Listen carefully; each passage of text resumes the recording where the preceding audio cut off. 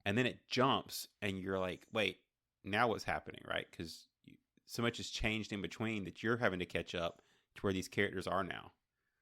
Yeah, and it's kind of more just to fill in the gaps. We don't need, here's the next 25 years of her life, year by year. It's just kind of like here's the highlights that, drove her to where we eventually see her in the Mandalorian, and then somehow being captured because we don't see that's off screen, and then she gets released in Ahsoka, and then all the fun starts. So, Right. but yeah, talk about like one decision like setting a whole course of your life because she's like, no, I'm gonna go get weapons so I can go keep attacking these droids or whatever, and that gets like her friends killed and gets just everything just falls apart. I mean, so it's like interesting how like one little thing can like alter your entire life story here. Yeah, So that critical path deviation. Yeah. hmm Speaking of critical path deviations, yeah. So then we get our other story, the Barriss one. I'll admit it's been quite a long time since I watched Clone Wars, and I haven't rewatched it, so I kind of forgot all about her. I knew who she was. I knew she was a former Padawan of Unduli. I can't remember whoever her master was, but I'm terrible with names, so I'm not going to pull. I yeah, can tell you what she looked like, but yeah, I can picture her too, but yeah, I can't think of it. So yeah, I forgot all about her, and then when she became an Inquisitor, I think in the second one, whatever it was, first one, I try to remember if she was part of that Star Wars Jedi Fallen Order game because I played that. I play all the Star Wars games, but I went and looked, and that was just the second and ninth sisters in that game. So whatever number sister she might have been, they didn't mention it. So, but it wasn't those two. So I kind of came into it from the Clone Wars things. I was really into Clone Wars at the time, and I've rewatched those with the kids and things like that. And she played a really large part in the Ahsoka story, right? Because Ahsoka leaving the Jedi and forging her own path was because of the interactions and the actions of Barriss and how the Jedi treated Ahsoka during that. I, I didn't think we would get a glimpse of her into her future, because she was just kind of a one and done. Like we didn't get these cool jumps and backfillers. But yeah, and I'll throw a little spoiler alert really quickly in here. But since we're talking about him, I think we're good. I really hope they don't kill her off, right? Because I think this would be a great setup to lead into a series or something with her, because there's a lot of good movement there, and I'm interested in the healer and the character she became post Jedi, because that's always interesting to me is how these former Jedi can exist outside of the structure, right? We kind of saw that a little bit with I'm gonna blank on the character's name, but the guy from Ahsoka that was had the orange lightsabers and kind of had forged his own not Sith, not Jedi path, right? And Ahsoka is a good example of that as well. So these non-gray Jedi or whatever you want to call them are always interesting to me, where they kind of make a structure outside of the Jedi or Sith. Balin Skull. Yeah, that was the guy I was Yeah, looking for. hmm yeah, and her master was Luminar Unduli. I got the last name right. Yeah, Okay. you had me beat on that one. I was never going to pull that. Of course, I also play the Android or the mobile game Star Wars Galaxy of Heroes, and they have like obviously to get you to pay money or to they all the characters or all the things that she's on one of the characters, so that's why I remember. But yeah, it did seem like they did kill her off there at the end, like that what the fourth sister, whatever her name was, seemed like she killed her, like ran her through with a lightsaber, and then she walked out by herself. So, Yeah, but she was only mostly dead. but then So again, yeah, I mean, as a I mean, I was holding up personally that Tech would still be alive, so I'll give you hope that Barris is still alive. So. yeah, I kind of feel like Tech had at least had his story, and I know we got these little snippets, but I think a series on Barris would be kind of cool. Yeah, because I mean, I don't think the fourth sister here, I guess, learns the error of her ways and like stops being an Inquisitor. I think she still keeps going, right? Because I don't know if we saw her later in the Kenobi stuff. I can't remember. I don't think I, this is this character. yeah, There's a story there. It'd be kind of interesting. yeah. So maybe she did. This was like her way of snapping her out of it, so to speak, and she renounces the Inquisitors, maybe. So now you got another one out there, Yeah, until they hunt her down or because no one leaves the mafia. You know what I'm saying?